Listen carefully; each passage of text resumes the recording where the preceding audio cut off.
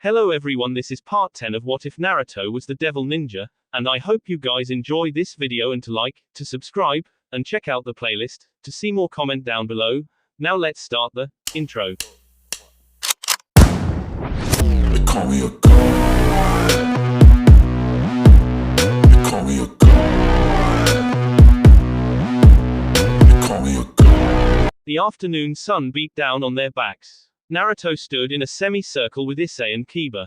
They stood in a small clearing surrounded by forestry. Trees and bushes and shrubs covered much of their vision and didn't allow them to see more than several dozen feet.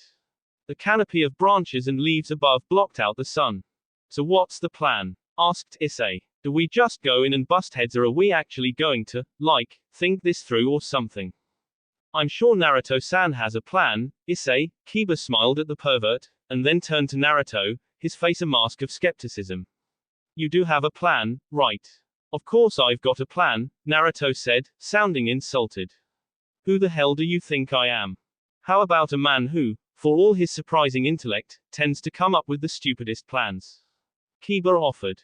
Oh, screw you. Every single one of my plans have worked so far, haven't they? Maybe for the last game, yes, but what about the one before that? They just got lucky. And the one before that? Or how about? Okay, I get your point, Naruto grumbled. So my plans are a little out there. They're still good plans. The Gremory Peerage was currently in the middle of a mock-up rating game, Rias, Akeno and Koneko versus Naruto, Issei and Kiba. Asia was acting as the healer for after the battle and not allowed to participate because doing so would have given the team she was on an unfair advantage. She pouted a bit, but a few whispered words from Akeno had the girl forgetting all about participating. Naruto would have wondered what was said, but felt he was better off not asking when he saw the blood leaking from Asia's nose. There are some things a man just isn't meant to know. These rating games had been an idea that Rias had cooked up a few weeks back. She'd been watching their rating game with Riza, compared it to the other rating games, the ones played professionally, and decided they were lacking. While their strategy had been sound enough, most of it had relied on whether or not Naruto's seal would work against Riza and seal away his ability to regenerate. While that seal had indeed worked, and worked well, it didn't change how they'd been over-reliant upon it working. If it hadn't worked, their victory could have very easily turned into defeat. The others had agreed. And so every Wednesday and Saturday the group went out into the woods, set up a barrier to keep unwanted guests away, and paired up into threes, so they could have mock rating games. This particular game just happened to be set up so it was men versus women. So what's the plan, then? Right, I'm going to act as a distraction for Akeno and Rias. I want you two to gang up on Koneko and take her out of the game as quickly as possible. I don't know how I feel about ganging up on someone, Issei said, looking uncertain. It doesn't feel right to gang up on a girl like that, especially one as cute as Koneko. I have to agree with Issei, Kiba added. Ganging up on someone, not fighting fair and square. It just feels wrong. It isn't honorable. Being honorable is for losers, not winners. Naruto dismissed their thoughts. Remember this, if you're not cheating, you're not trying. I have to be the distraction for Rias and Akeno, so I can't fight her. That means you two will need to take my place. And trust me when I say that neither of you would win if you faced her one-on-one. Naruto had been training with Koneko just like he had with Issei. At least 2 days a week for 3 hours she and he would spar in another clearing several miles from Kuo City. While Koneko hadn't made much progress in Senjutsu, which Naruto had also taken to instructing her in, her skills in hand-to-hand combat were easily on par with his own. Then again, Naruto was never a taijutsu specialist, preferring close-range ninjutsu attacks like his Rasengan as opposed to straight-up taijutsu. It was still impressive, though. Naruto might not be Rock Lee or Maito guy, but he was no slouch either. Koneko really had improved. I still don't like the idea of ganging up on a little girl, Issei said, crossing his arms over his chest. Even if said little girl can kick your ass 6 ways to Sunday. Naruto asked wryly. Issei's cheeks flushed. Whatever. Say we do go along with this plan, Kiba interrupted. How exactly are you going to get Rias and Akeno to follow you? You can't. I know. Naruto waved a hand dismissively. Don't worry, I know what I'm doing, I think. Kiba deadpanned. Your comprehensive answering is inspiring. Really? No. Meanie. Devil Ninja. Akino, Koneko and Rias stood around a clearing, waiting. They could have made a plan, but knowing Naruto, any plan they made would be shit on the moment they actually tried to enact it. The blonde-haired devil came up with some of the most insane ideas ever conceived. They didn't always work, but they never failed to make any plans the other team conceived unusable. What do you think he's going to do this time? Akino asked. Probably something insane, stupid and reckless, Rias said. I think he's going to rile up Akino somehow and get her and you to chase after him, Koneko said from where she was crouched on the ground, absent-mindedly playing with the grass. My guess is he'll do something stupid like smack Akino's ass or even grab her boobs in the hopes it'll anger her and make you jealous. Akino and Rias shared a look. Then they looked back at her. That was highly specific. Ara, what makes you think he'd do something like grab my boobs? Akino asked. Other than the fact that my breasts are way better than Rias's. You think so, huh? Rias straightened her shoulders and glared. Her breasts bounced with the action. You wanna put that to the test, Lightning Queen? Ara. Akino's smile was as devious as they came. I'll gladly show you why my breasts are better than yours anytime, anywhere. Saying this, she thrust out her own chest, causing her ridiculously sized bust to bounce and jiggle. Koneko looked at them both, then looked down at her own flat chest. She started twitching. Boob monsters. Ara, don't be so mean, Koneko-chan. There is nothing wrong with being flat. More twitching. Indeed, having large breasts isn't all it's cracked up to be, Rias added. I often have terrible back pains and need Naruto to work the kinks out before they become overbearing. Koneko twitched some more. How is that a problem? Rias huffed and crossed her arms under her chest, which pushed her bust together.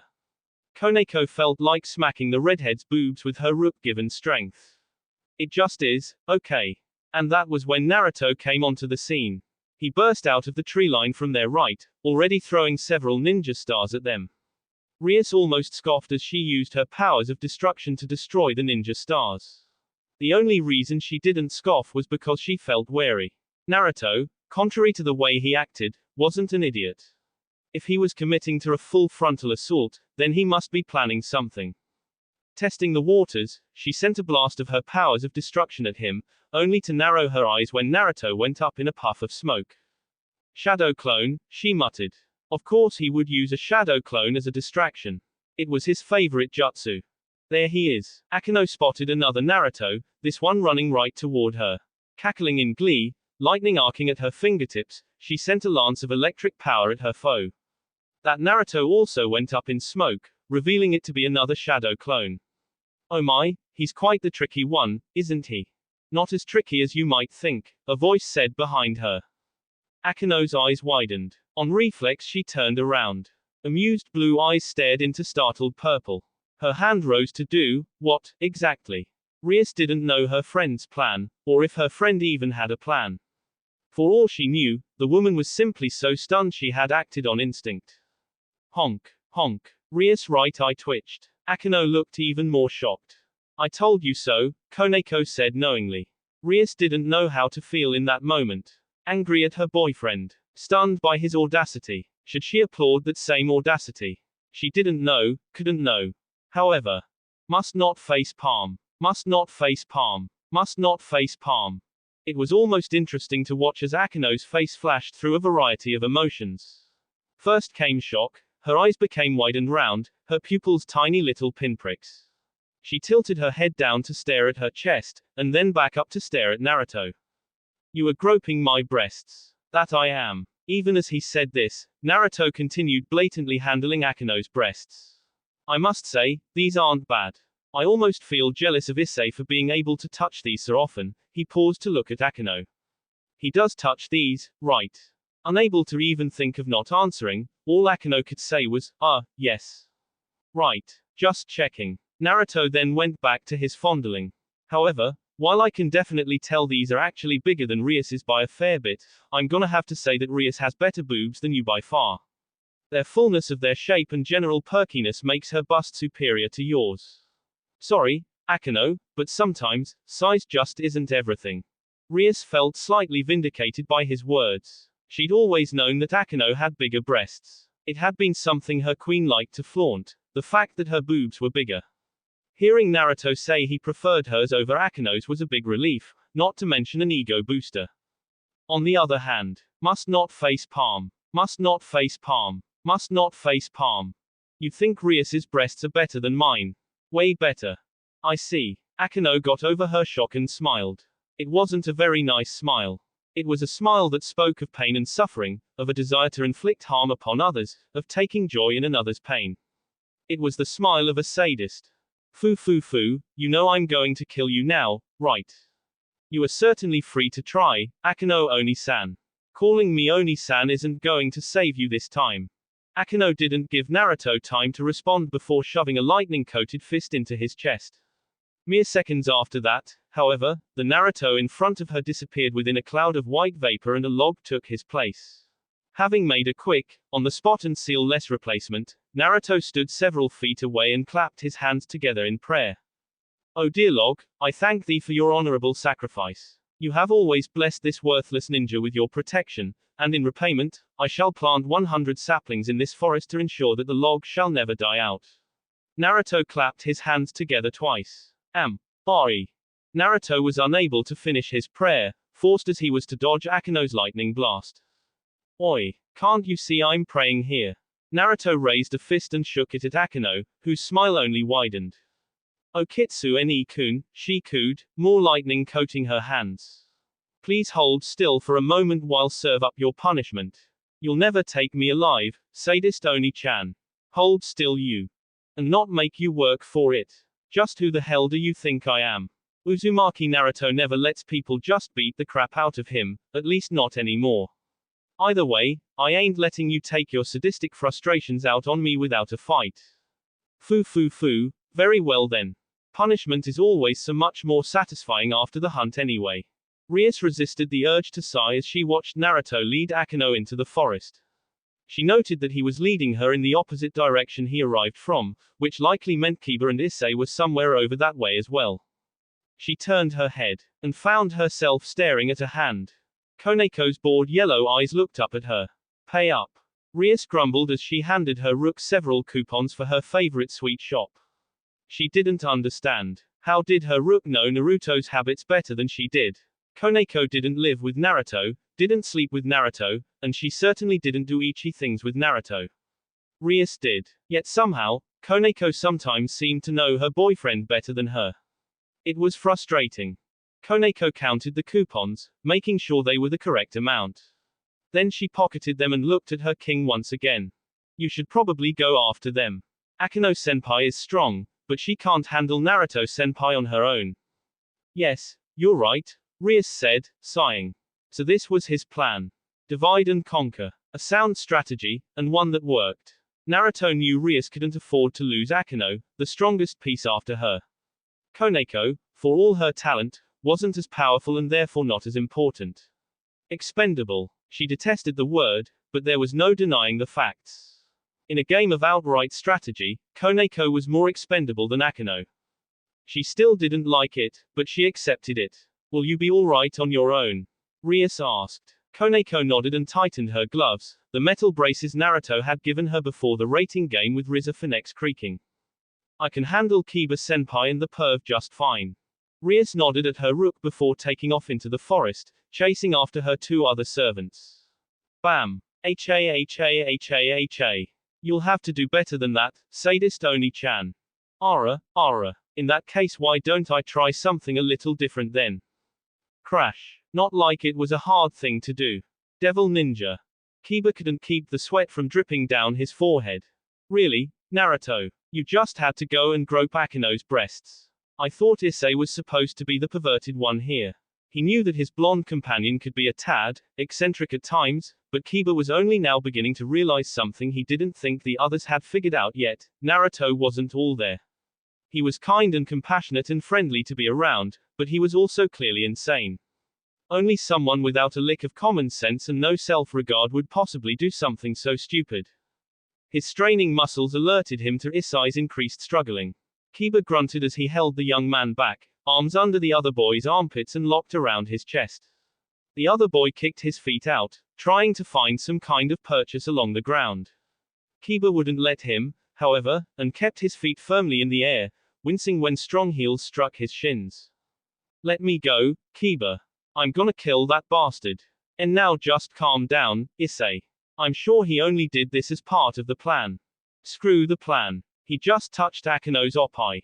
Her oppai. I'm the only one allowed to touch them. Well, I can kinda understand where you're coming from, Kiba admitted. It was kind of a dick move, groping the oppai of a friend's girlfriend, but he knew that was exactly the reason Naruto did it. Shock factor, and stupidity, but mostly for the shock factor. And it worked well, maybe even a little too well. Even now he could hear explosions and howling laughter off in the distance. But you've gotta calm down, Issei. You can beat up Naruto-san later. Right now we're in a competition. Don't let your anger cloud your judgment. Kiba didn't know if it was due to his words or something else, but Issei did calm down. You're right, he said. Kiba blinked. I need to focus on the training now. I'll get back at blonde bastard sensei after we win. Oh yes, he's gonna regret ever touching Akino's oppai, Kakuku. Kiba stared at his friend, his look unfathomable. Let's just hurry up and beat Koneko. Why was he surrounded by crazy people? Devil Ninja. Naruto enjoyed this little game of cat and mouse he and Akino played, even if he was currently the mouse. Dodging the lightning storm the sadist threw at him was excellent exercise, a great way to train his timing and reflexes. It was made all the more interesting because the lightning seemed capable of seeking him out, almost like it had infrared sensing or whatever. The crackling of lightning burning ozone had Naruto tilting his body to the left and springboarding to another branch. The branch he'd been on, along with the tree, exploded in a shower of sparks and wood chips. Naruto offered a silent prayer to the tree whose logs would never see the light of day. Amen. He clapped his hands twice, and then dodged another blast of lightning. Get back here, Kitsune-kun. You are. Naruto called back, turning around just to toss Akino an infuriating grin. Then he pulled down his left eyelid and stuck his tongue out at her for good measure. You want me, you're gonna have to catch me. A smile no longer on her face, Akino snarled at him. Fine. Lightning gathered along her arm, long arcs of electricity jittering off her fingers, striking at the ground and flora around her, igniting several shrubs and trees. Her index and middle finger formed a spear point to which all of the lightning gathered into a tiny ball that hummed and crackled with repressed power. Akino thrust her entire arm forward, and the lightning, all of that compressed energy in the shape of a sphere, was released in a single conical beam of destructive power. Whoa! Naruto had to make quick use of Kawarimi in order to avoid getting barbecued. The tree he'd been standing on, along much of the surrounding area in a several-meter radius around it, exploded in a violent shower of sparks and fire. Phew. That was too close. Naruto eventually found a spot he deemed appropriate for a confrontation. A semi-large clearing without any trees and only a few bushes. He could feel Rias also closing in from the other side. Smart move, trying to hem him in with a pincer. That would have worked if he hadn't gotten a feel for her devil powers. Her signature was very distinctive and easily recognizable. He stopped in the middle of the clearing, his back to Akino when he heard her barge out of the sea of trees. Finally decided to stop running, I see. Akino's wings retracted into their back as her feet alighted the ground. I'm glad to see you're willing to take your punishment like a man now. You can think that if you want. Whatever helps you sleep at night. Grinning like a loon, Naruto turned and pointed a finger at her. But don't think for 1 second that I'm actually going down easily. It's game time now. And I'm playing to win. Pretty words from a mouth that's about to get roasted. Akino sent another blast of lightning at Naruto, who charged headlong into the arcing danger's path. As the electrical damage washed over him, the blonde teenager vanished in more smoke. I'm beginning to hate these shadow clones, Akino muttered, looking around. Naruto was no longer visible. He wasn't in front of her, nor to the left or the right. He wasn't behind her or above her. That could only mean. Aha! Akino's eyes widened as the ground exploded underneath her and a grinning Naruto popped out. Her body jerked backwards, barely managing to avoid the fist set to plant itself under her chin. She stumbled several steps, which allowed Naruto to close the distance fast. TCH. Akino realized she was in trouble the moment Naruto moved within hand-to-hand combat range. She wasn't a frontline fighter. Her body might have a rook's strength and a knight's speed, but that didn't necessarily mean anything. It just meant she could dodge quicker and take more of a beating. The simple fact was she had no talent in the martial arts. Naruto's fists whizzed by her head, each strike buffeted her hair, causing it to flutter in her eyes. She blinked, but that proved to be a mistake when, in the time span it took her to blink, his fist was in front of her face. Only her speed, the same speed granted to knights, saved her from what would have likely been a serious black eye. Come on, sadist Oni-chan. Naruto's joyous laugh rang through the air, showing quite clearly how much fun he was having. I thought you were going to fry me. A straight jab was dodged by jumping several feet back using her rook-granted strength. Naruto tried to follow, but Akeno sent a blast of lightning at his feet, forcing him to leap back. The ground exploded between them. Tendrils of electrical discharge burnt the ozone, arcs of energy that skittered across the ground and through the air. Akeno used the moment this granted her to take to the sky. While Naruto could follow her if he desired, she knew he wouldn't. For some reason, he hated flying. Something about not being able to fight properly in the air. Now, Kitsune-kun. Cheeks flushed red, breathing heavy, Akeno smiled as more lightning began crackling between her fingers. Let's see how long you can keep dodging me. Devil Ninja. Naruto knew he was in trouble the moment Rias joined in the fight. While confident that he could take them both at the same time in a real fight, this was a spar, a training session. As such, he couldn't use any of his sure kill techniques, not that he would use those against allies and friends. In either event, this limited his abilities substantially. He had the Rasengan, his chakra chains, his ninja supplies, and his ability to manipulate wind chakra, plus a few magic spells, which he didn't like using. The Rasengan was out of the question. He didn't know how damaging it would be on a devil. It might only do a bit of cosmetic damage on their more durable bodies, or it might drill a hole through skin, muscle and bone. He didn't want to find out. His chakra chains were useful, but only good for restraining people, and they were slow. Like, really slow. Akeno and Rias could dodge them easily enough. They'd done so a number of times already. His wind manipulation was good, but it required some time to build up the chakra and transform it into wind-based chakra. If he knew the hand signs for jutsu, he'd be able to just let the signs manipulate the shape and transform the chakra for him. Sadly, he'd never really focused on hand sign jutsu. Most of his attention had been on shape and nature manipulation. What about his magic then? He had a few spells, low-level ones. They probably wouldn't even singe the two above him, but maybe they'd make a good distraction. Instincts warned him of sudden danger and Naruto jumped to the left. Dark red matter struck the spot he'd been standing on, incinerating it and leaving a small, perfectly round crater.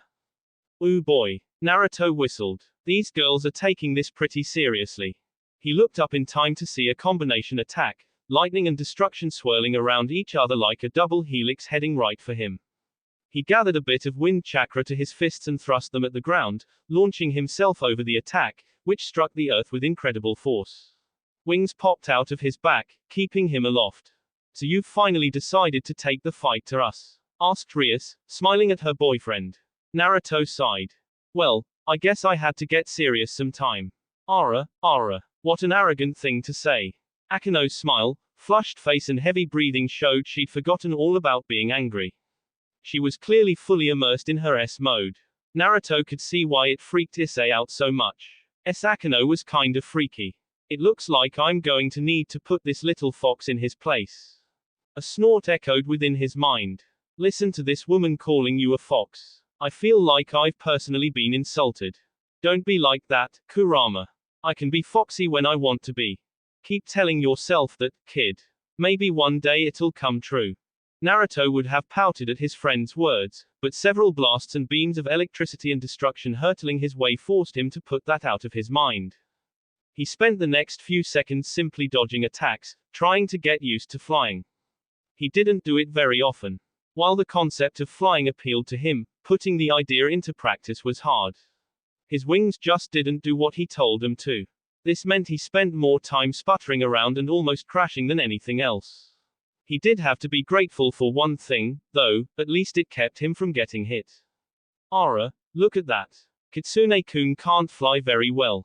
Akeno took much pleasure in this fact. If Naruto didn't know any better, he'd say she was holding a grudge. It looks like foxes really are meant to be bottom feeders. Now that's just rude. Agreed. She shouldn't lump foxes in with you. Ugh. Kurama, so mean. Naruto eventually got the hang of flying and soon found himself weaving between blasts of lightning and waves of destruction far more easily. He juked and jinked, moving left and right, drawing inexorably closer to the two. Akeno. Right. The two launched a simultaneous attack at Naruto. Red energy and blue lightning combined. The energy turned into a cylinder of sheer destruction while the lightning skittered along the outside, enhancing the already devastating power. Naruto pulled out a kunai and enhanced it with wind chakra. Wind chakra is used in order to increase the sharpness of bladed weapons, so much so that in the hands of an experienced user even small blades are capable of piercing substantial rocks easily. This chakra is unparalleled offensively in close and mid-ranged fights. This effect is achieved by utilizing two opposing chakra currents, which are ground against each other in such a manner that they sharpen one another into fine pieces. Naruto remembered Asuma's lessons from way back when.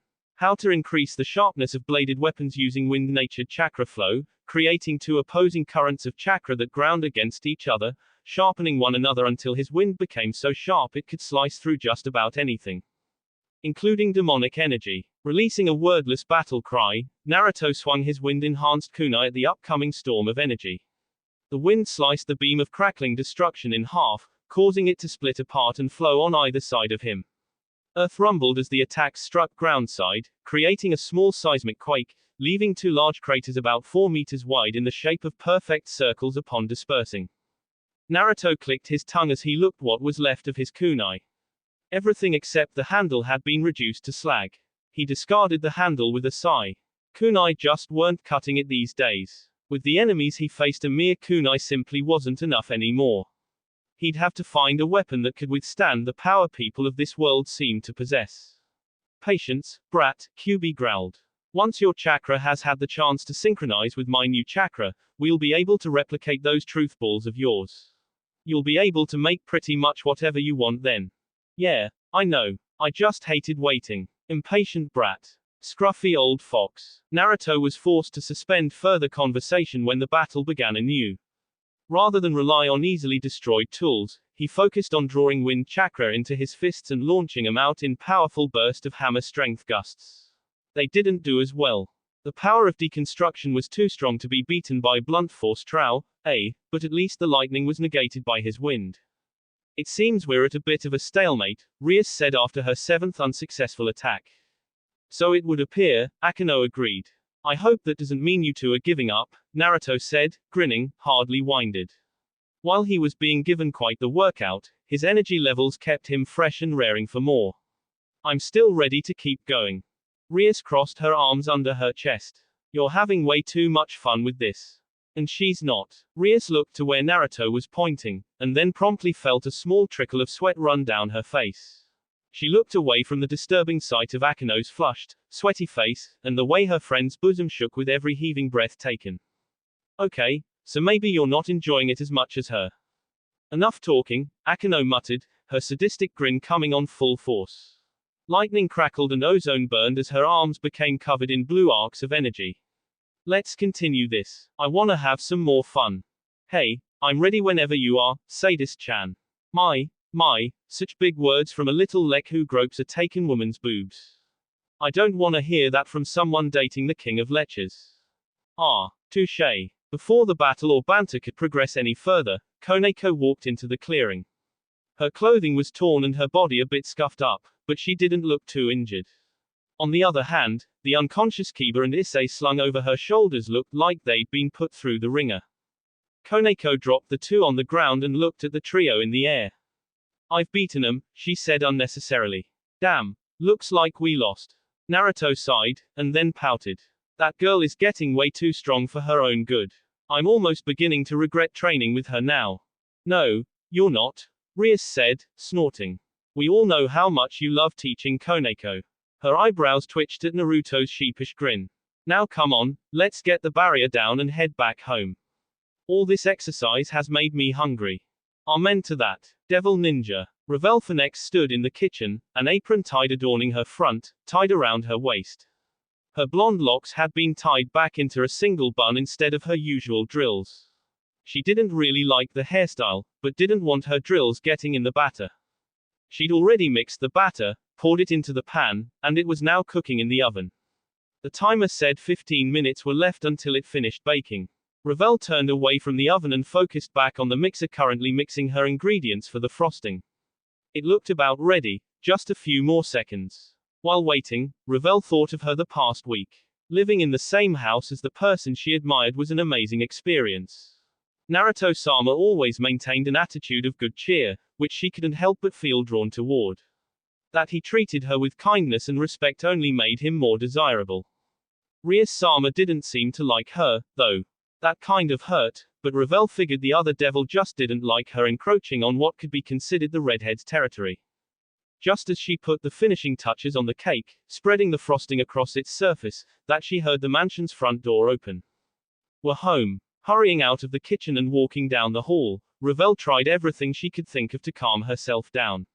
She couldn't allow herself to get worked up or overly excited. She needed to keep her regal bearing and calm demeanor if she wanted to impress Naruto-sama with her ladylike charm. She stepped into the entrance hall wearing what she hoped was a graceful smile. Naruto and Rias were taking off the shoes, and Ravel could tell they'd been working hard. Their bodies were covered in a light layer of sweat, Naruto more so than Rias. Gee, good afternoon, Naruto-sama, Rias-sama. Ravel cursed. A stutter. Really. She was stuttering. That was not going to help her get into Naruto's good graces, and it definitely wouldn't help her with Rias. Calm. She needed to be calm and composed and show them what an amazing companion she would make. I hope your training went well. Damn it. Naruto graced her with the brightest smile she'd ever seen. Ravel felt her cheeks grow warm. We had an excellent practice session, I think. We're learning a lot more about each other by working together, and it's definitely helping the team's cohesiveness. His smile turned to Rias. This really was a great idea, Rias. Ravel frowned while Rias smiled. Thank you, Naruto, but I can't really take all the credit. I only got the idea after hearing about how you were training with Koneko and Issei. It made me want us to get stronger as a group, to grow and become closer, like family. Before the two could get lost in each other's eyes, Ravel interrupted with a small stutter. You Naruto-sama. She tried not to flush when he looked at her, his head tilted quizzically. She tried not to cower when Rias glared at her. I baked some cake today and I was wondering if you'd like to try some. Cake. Feeling bashful under his gaze, Ravel nodded. Why yes. Naruto didn't even seem to contemplate the offer before giving her a wide smile that caused her heart to race. I would love some. Devil Ninja. Here you go, Ravel muttered as she set down a small plate with a slice of cake on it. Naruto gave her a thankful smile, and absently wondered about her change in facial color, before turning his attention to the cake. It was truly a masterpiece, and he meant that in a literal sense. The cake wasn't a standard square or circle, but shaped like a leaf, which he realized she must have gotten from his headband. Forest green frosting covered the top, which had been artistically designed to look like the skin of a leaf. Starting at the center and expanding outward in orange frosting was the Uzumaki swirl, the symbol of his clan. He couldn't tell what kind of cake it was, but Ravel had clearly put her heart and soul into baking it. Wow, Naruto whispered. This looks absolutely incredible. Thank you, the blonde Sama devil muttered, seemingly wanting to duck her head into her clothes.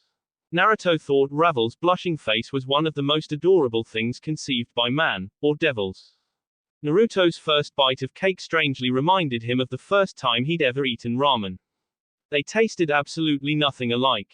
Ramen was salty and robust, this tasted of sugar, lemons and strawberries.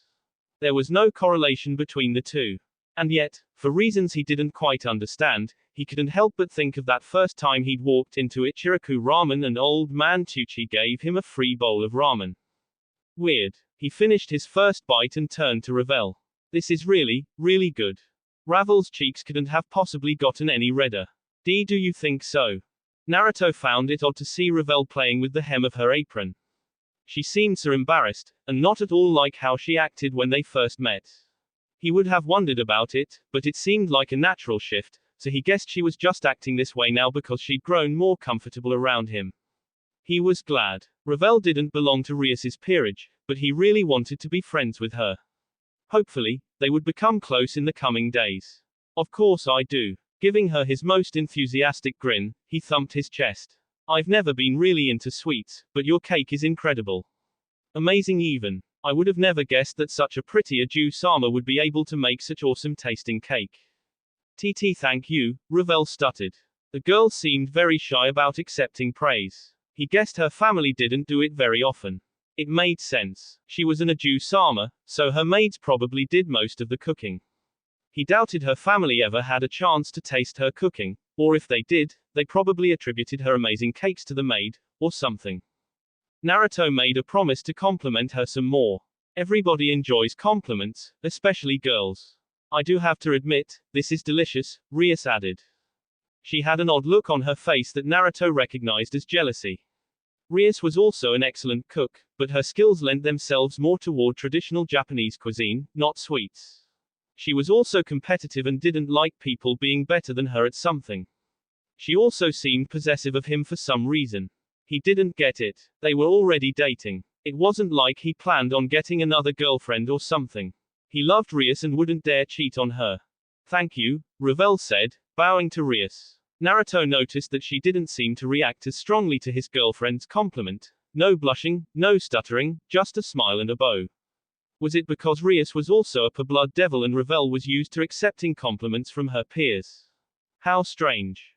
Naruto finished off his slice of cake and was about to ask for another when Ravel beat him to the punch. Here, let me get you another slice, she said, hurrying to turn words into action. Thank you very much. Naruto eyed his next slice with delight. He was almost positive he was drooling. He cast his gaze off the slice long enough to pay Ravel another compliment, complete with sparkling grin and a thumbs up. You're going to make a really great wife someday.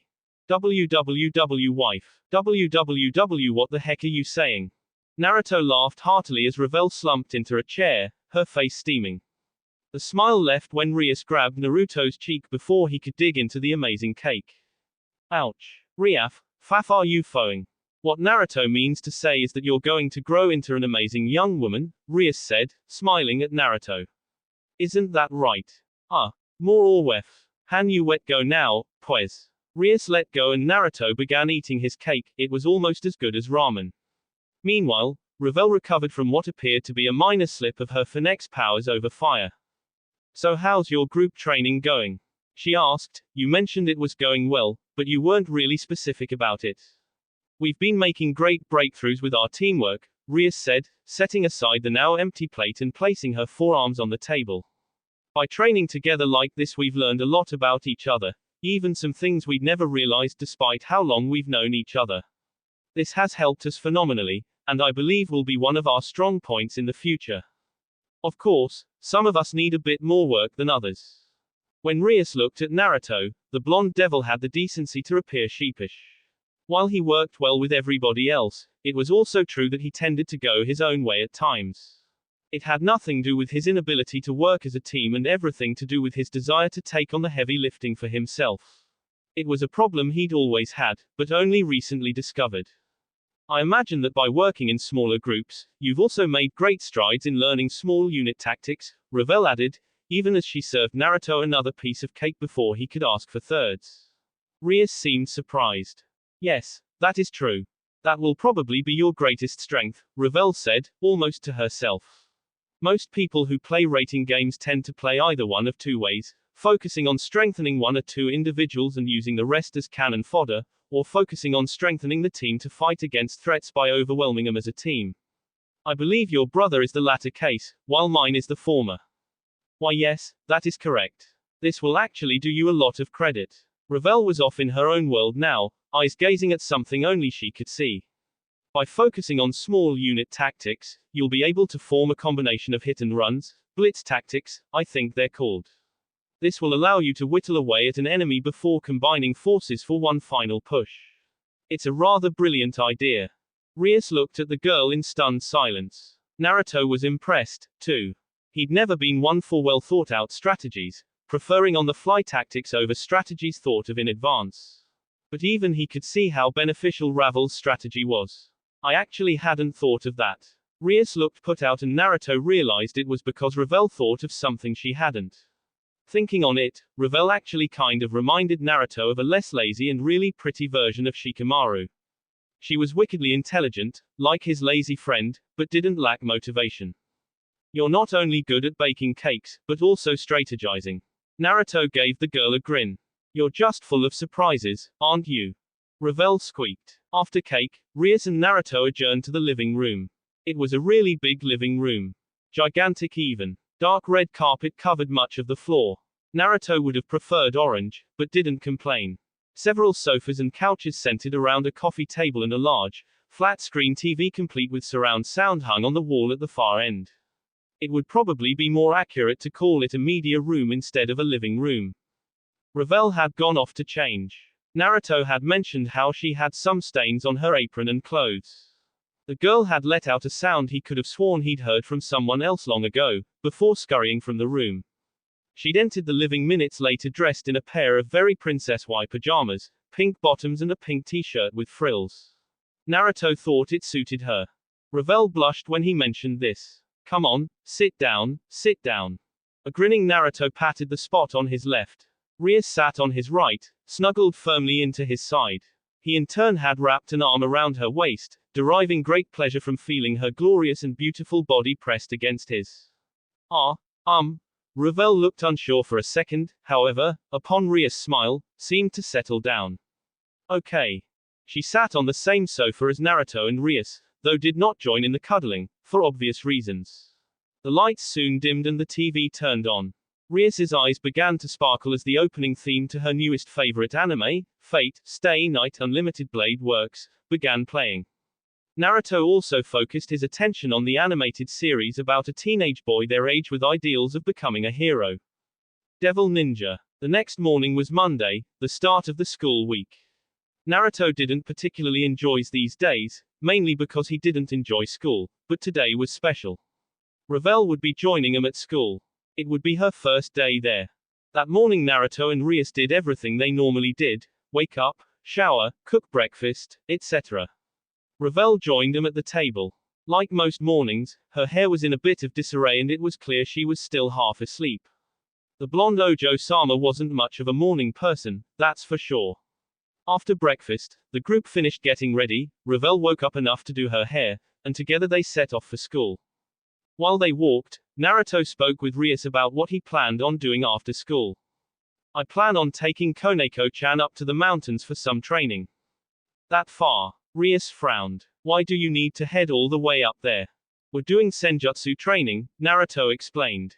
I understand that the basics of senjutsu in this world is a lot different than my own.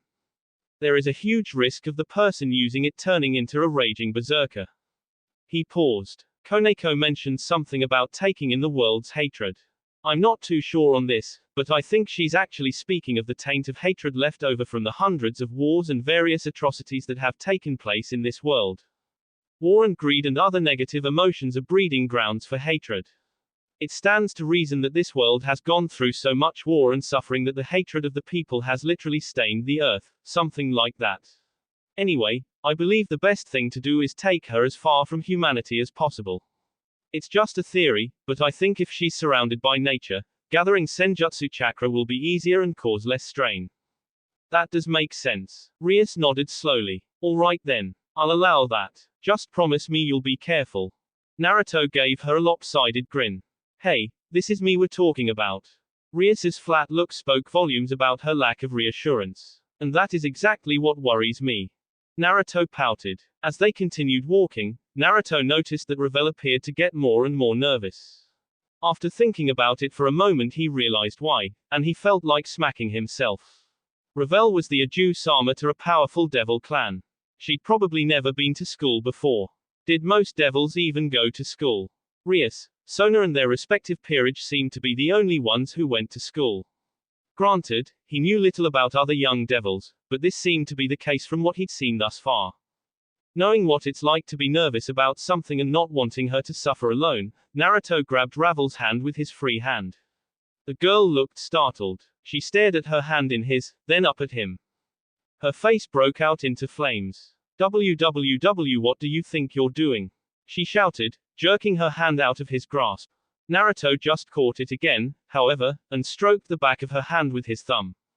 "It's okay to be nervous," he told her, grinning, "but try not to worry too much. I might not share any classes with you, but I'll be around if you need anything." We also have you sharing classes with Koneko-chan, so you'll have someone you're familiar with. Ah. The girl's cheeks turned red and steam began pouring from her ears. It was an impressive feat, to be sure. He wondered if all phonexes were capable of that. See? In that case, thank you, she mumbled, then glared. But don't think I'm doing this because I like holding hands, got it? I'm only letting you hold my hand because I recognize your good intentions, understand? I gotcha, Naruto said. Ravel just huffed and looked away. What an odd girl.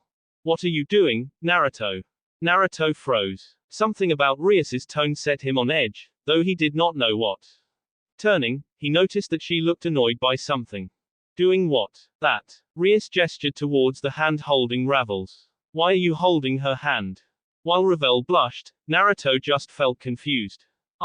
Moral support, he said, though it sounded almost like a question. Moral support. Rias's face was deadpanned. Yeah. Haven't you ever been nervous and wished someone was there to support you? Naruto asked. To make you feel better and more confident. I can't tell you the number of times I used to wish I had someone who'd supported me when I was younger and going to the ninja academy. I remember watching all the other students coming to school with their parents holding their hands, and I kept thinking to myself, I really wish someone would do that for me. Naruto smiled as sadness seeped into his heart. It's a little late for someone to do that with me now, but I thought I could be someone else's support, you know. This is Ravel's first time at school, and her family isn't here to support her. That means we should support her in their stead. He looked down at Ravel, squeezing her hand in comforting gesture. The girl's still red cheeks gained even more color, but she squeezed back. Rias sighed. Fine, I guess that's okay. Naruto frowned. He knew that voice. She was jealous. It looked like he'd have to find some way to let her know that she had no reason to be jealous. Just because he was holding someone's hand didn't mean he planned on seducing them or something. Really, sometimes this girl overreacted from the simplest of things. As they walked through the gates of Ku Academy, the other students noticed them and stopped what they were doing. Who is that? Who cares? She's cute.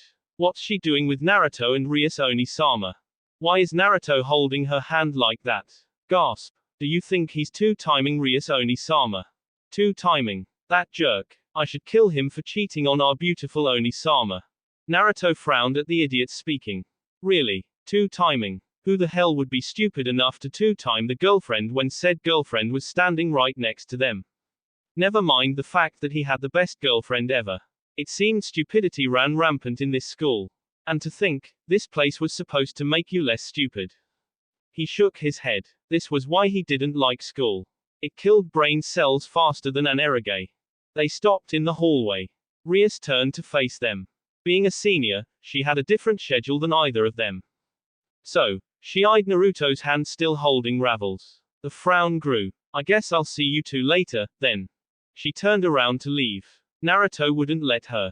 Before she even had a chance to make a single step, Naruto grabbed her by the hand and pulled her back him. Rias spun angrily, but before she had time to do much more than open her mouth, Naruto was kissing her. A gasp of surprise escaped her muffled lips. More gasps came from those around them, including Ravel. Naruto ignored them and focused on putting his emotions into his kiss. He needed to let Rias know that she didn't have any reason to be jealous. They didn't come up for air for several long seconds that seemed to stretch into minutes. When they did, Rias gasped as her oxygen-deprived lungs heaved in several gulps of air. She barely had time to do more than take a single breath before Naruto kissed her again, and then a fourth time for good measure. By the time he was finished, Rias's face was flushed the same color as her hair. Rias, Naruto said in a serious tone. Rias blinked before her eyes focused on him. I love you. Her eyes widened. You know that, right? She stared at him for several seconds, cheeks still red, and then her eyes softened. I know, she said softly. So you know there's no reason to feel insecure, right? She looked away. I know. Sorry. There's no need to apologize. Naruto chuckled. I just wanted to know that you have nothing to feel insecure about. Our relationship is rock solid. On instinct, Naruto grabbed a strand of Rias's hair and brought it between their faces. Connected by the red threads of fate. Rias snorted. Red threads of fate. Really, Naruto? Hey, it worked with my parents. A grinning Naruto winked. I'm sure it'll work with us, too. I guess, Rias said, smiling. So, I'll see you later then. She looked at Ravel, who appeared slightly insecure by the display she had just witnessed. Both of you. The blonde girl looked at her in surprise. Naruto nodded. See you after class. Rias walked away and Naruto tugged on Ravel's hand, getting her to follow him. As they walked down the hall, Ravel looked up at Naruto. Naruto-sama. About, back there, I was just wondering. Oh, that. Naruto grinned at her reassuringly. Don't worry too much. Rias can be a bit, possessive of me. I guess she felt threatened since you're living with us now. Oh, don't worry about her right now, Naruto said. For now, just focus on school and making as many friends as possible. They soon arrived at Ravel's classroom. The place was already filled with a number of students. Most of them stopped talking when Naruto and Ravel entered. Naruto ignored the students who stared at them and the whispering that started up. He searched the room and soon spotted the familiar white hair of Koneko. The 15-year-old Neko, devil hybrid, was sitting at her desk, munching on some sweets. Warmth spread through his chest. Same old Koneko-chan. He walked up to her, Ravel in tow. Morning, Koneko-chan. He greeted, reaching out and rubbing the girl's hair. Koneko paused in her eating to enjoy the head petting. She closed her eyes and leaned into his hand. Naruto-senpai. Even though her voice sounded emotionless, Naruto could tell she was happy to see him through her chakra. Are you ready for our training after school? He asked. Yellow eyes cracked open to stare at him. You're bringing snacks, right? Of course. I'll have your favorites all ready for you, and if you do really well, I'll take you to that sweet shop you love so much this weekend. Koneko didn't say anything, but she did crack a small smile. Anyway, I was hoping to ask for a favor. What is it? Today is Ravel's first day, he said, pulling the blonde beauty forward. Ravel looked confused. She blinked at Koneko, who merely stared back with a blank look. She's gonna be in your class, so I was hoping you'd help her out by showing her the ropes. I can do that, Koneko said. Great. Naruto rubbed her head some more, making a promise to give her some extra head petting later on. In that case, I'll take my leave. He smiled at Ravel. If you need anything, don't be afraid to ask Koneko-chan. Oh, and be sure to drop by the occult club room during lunch break. That's where I always have my lunches. Okay. Ravel seemed a bit confused, or maybe overwhelmed. Naruto felt for her, but was sure she'd get used to how things worked in school quickly. She was pretty perceptive, from what he'd seen thus far.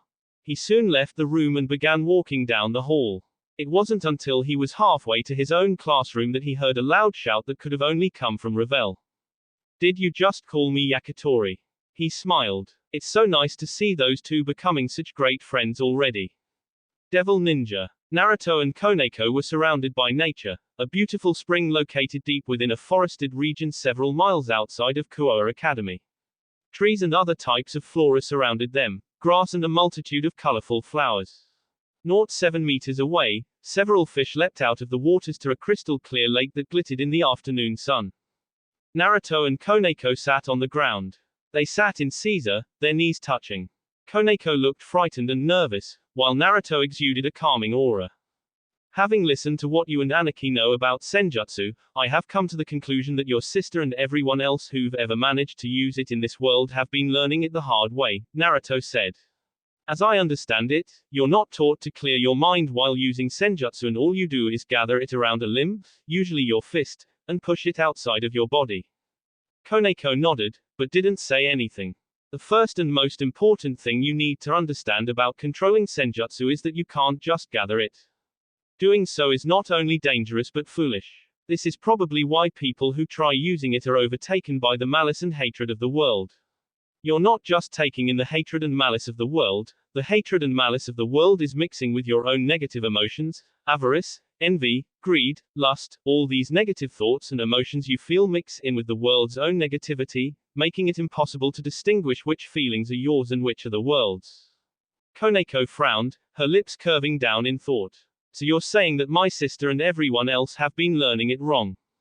Not wrong, just more difficult, Naruto said. The way I am going to teach you will allow you to take in the world's energy more easily. You'll still have to deal with the malice and hatred, but you'll at least be able to distinguish between your feelings and the world's feelings. This will make it easier to ignore the world and gather Senjutsu chakra. Koneko nodded. What do I need to do first? The first step toward learning Senjutsu is learning to sit completely still, Naruto explained. You must become a part of nature. By clearing your mind and learning to still your body, you can mimic nature. Allow me to show you. Naruto closed his eyes and took in several slow, deep breaths. Koneko watched as his body suddenly stilled so completely that, for a single second, she almost thought he'd died. She blinked, and Naruto vanished. She blinked again. Naruto appeared before her, completely fine, still breathing, his eyes open and staring at her. Koneko rubbed her eyes. When she saw Naruto still sitting there, grinning at her, she blinked again. What just happened? She asked, not bothering to hide her shock. 1 minute you were so still you looked dead and the next you disappeared. Naruto said, grinning. It's because I became a part of nature. Do you see the rocks on the ground? Or the trees when you walk past? Naruto asked rhetorically. Barely, right. You see them, but only in that abstract sense of knowing they're there. Your mind fills in the image with what it already knows from memory, but you don't really see them as anything more than indistinct shapes. When you still your body and mind completely, you become a part of nature, your presence all but disappears. Only skilled senses and other senjutsu users can sense someone who's become one with nature. That sounds like it would be very useful, Koneko said. Naruto shook his head. Not really. In order to become one with nature you must still your body and mind, so really, all you can do is sit in one place. Sure, it might be a good way to hide from others, but that'll only work if you're surrounded by nature. Try gathering it in a city and you'll stick out like an udon addict in a ramen bar. Koneko sweet dropped. Oh, now, Naruto said, amiably putting his hand on Koneko's head and rubbing. No need to look so depressed. Truthfully, it's not a bad idea. The problem is it's impossible to use senjutsu to hide without finding a way around the need to stay still, which is actually impossible. Believe me, I've tried. He shuddered. It wasn't pleasant. The two spent a moment in silence. Naruto continued to rub Koneko's head while the Neko, devil hybrid purred. Right. Naruto started again, removing his hand from Koneko's head, much to her disappointment. Let's begin by doing some basic meditation. This will help clear your mind, which is key to becoming still. You can't be still if your mind is filled with thoughts, after all. The two soon got to work. They would stay in that clearing for several hours, with Naruto helping Koneko reach stillness and Koneko trying her hardest to become one with nature. She would soon realize it was more difficult than it sounded. Devil Ninja. The hour was late. The sun had gone down. Day became night. This would normally be a time when everyone slept, snuggling in their beds and dreaming whatever it is people dreamed about. A few were not sleeping. Issei was likely still out completing jobs. Despite growing stronger each and every day, the young pervert still had yet to complete a single job. It was kind of pathetic, but that's just how Issei was. Naruto also remained awake, though not necessarily by choice. He'd been sleeping peacefully, lying on his bed, a fully naked Rias cuddling with him. He would have loved to just stay there and enjoy the feel of her warm body pressed against his, her breasts pushing into his chest and her nipples tickling his skin. Alas, there are some things that one simply can't ignore. The call of nature was one of those things. After relieving himself, Naruto left the bathroom and ambled back toward his bedroom. The long walkway was empty, as expected since only 3 people lived there. Naruto's feet lightly padded along the wooden tile, and while he walked, he also grumbled, "Stupid anarchy, who the hell builds a frickin' mansion for 3 people?" The Japanese-style mansion that Sirex had built for him, Rias and Ravel reminded him of the Hyuga compound. It consisted of several structures in various sizes, connected via a series of roofed walkways with wooden floorboards done in a highly lacquered finish that gleamed in the light. No matter which walkway you were on or where you looked, all you'd see were trees and plants arrayed together in a plethora of color, beautiful flowers and sakura trees and all manner of gorgeous plant life. This place was like an oasis in a desert, only instead of being in a desert it was in a city. It even had several streams running through it and koi ponds dotting the landscape. As he walked along the walkway, something near one of the sakura trees caught his attention. A beautiful girl with long blonde hair dressed in a white nightgown that went down to her ankles, revealing her bare feet. Ravel for next stared up at the night sky, an oddly solemn or maybe introspective expression holding sway over her features. Her hair wasn't done up in its usual drill style. While he thought her drills were pretty, Naruto couldn't deny that she looked beautiful with her hair down. Ravel, Naruto greeted the girl as he walked up to her. Kya. Naruto stopped when Ravel squeaked and spun around. She lost her footing on the rock she'd been standing on and nearly fell into the small pond beside the sakura tree. Naruto moved before she could fall. An arm slid around her waist. With chakra keeping him from falling with her, the blonde teen pulled Ravel back up. And Naruto. Ravel stuttered, staring up at him in surprise. Naruto gave her a bright smile.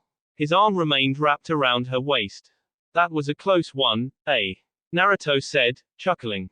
Www, what are you doing? Ravel's face began to steam as she roughly pushed him off her. Doing. Naruto blinked, his hand coming up to scratch the back of his head. I'm not sure I understand the question. I just saw you standing here and wanted to talk to you. He paused as a thought suddenly occurred to him. I'm sorry. You probably wanna be alone, huh? In that case, I'll leave you alone. Wait. Naruto had scarcely turned around before Ravel called out to him.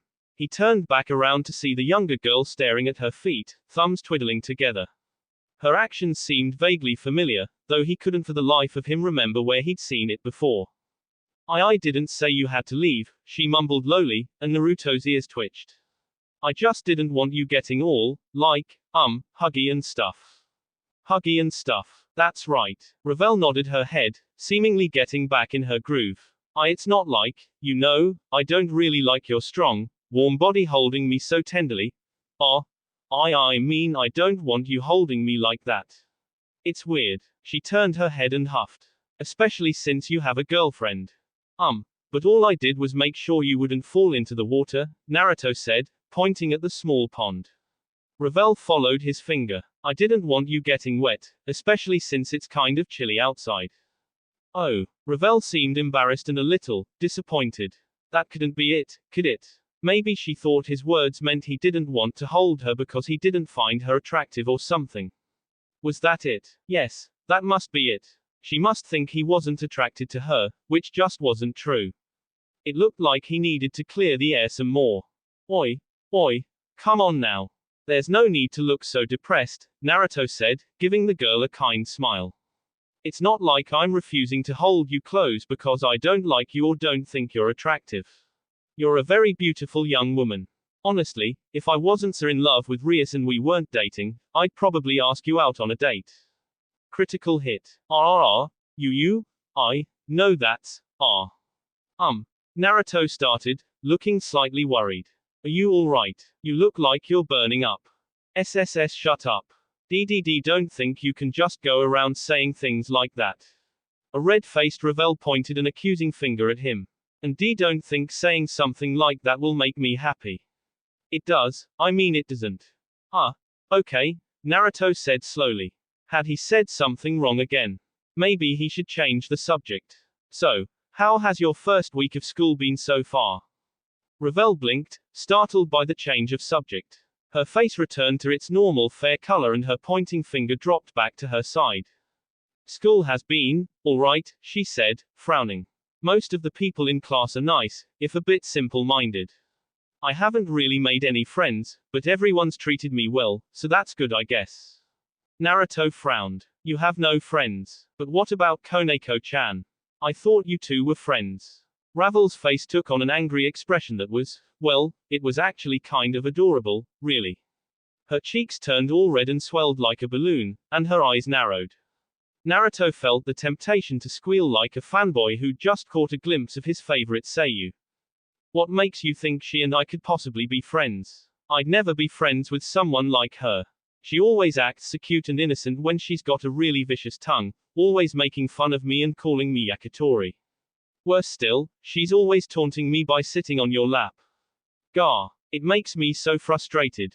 Ravel stopped ranting, her breathing heavy and her face flushed red with anger. Her shoulders heaved up and down as she caught her breath. It was only several seconds after speaking that Ravel realized what she'd said. And not that I want to sit on your lap or anything. I don't. So don't get any funny ideas, got it? Naruto could see that this subject bothered her, so he did the smart thing and decided to change the subject again. How about everything else, then? Are you enjoying your experience in the human world so far? Ravel regained control over her emotions and, having suddenly realized she'd just had a very unladylike outburst, became very demure, almost timid even. It was utterly adorable. It's been alright, she said softly. It's a lot different than I first expected it to be. What were you expecting it to be like? Naruto asked. Just, not like this. Ravel tried emphasizing her point with her hands, but it didn't work out too well, and she seemed to realize that. I guess I just didn't think it would be this nice. Her cheeks turned pink. I've always been told such bad things about the human world by my brother that it made me never want to go there, but so far it's been a mostly enjoyable experience. I really like spending time here. I'm glad to hear that, Naruto said. Still, you seem a little worried about something. Ravel fidgeted. I wouldn't say I'm worried, per se. It's just, she turned around to look up at the moon, her expression almost melancholy. I came here for, well, reasons. But now that I'm actually here, I'm beginning to realize how impossible my goal seems to be. It just feels like I'll never be able to accomplish what I set out to do here. Her sad smile caused minor ache to well up inside Naruto's chest. Someone so pretty should not look so sad. He placed a hand on her shoulder, startling the poor girl. She looked up at him, about to snap, but he smiled before she could. You shouldn't be so pessimistic. I didn't get as far as I have by thinking about how impossible my situation seemed or how far away my goal was. The only way to ever accomplish anything in life is through hard work, perseverance and grit. If this goal is important enough, then all you need to do is keep at it and I'm sure you'll reach your goal eventually. Naruto gave her a gentle, warm smile. And if you ever need any help, don't hesitate to come to me. I don't know how much help will be, but I'll do whatever I can to help you reach your goal. Ravel stared at him for about a second, then looked away. Yet in that second, Naruto had seen it, her smile. She had a very beautiful smile, he thought to himself. Idiot, Ravel whispered softly, yet still loud enough for him to hear. Naruto pouted. That's not very nice. Devil ninja. Alright, Issei, let's take a break. Hi, sensei.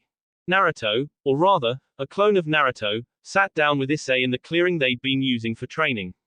The clearing had certainly seen better days. Covered in pockmarks, scorch marks and craters, it looked like a meteor shower had hit the area.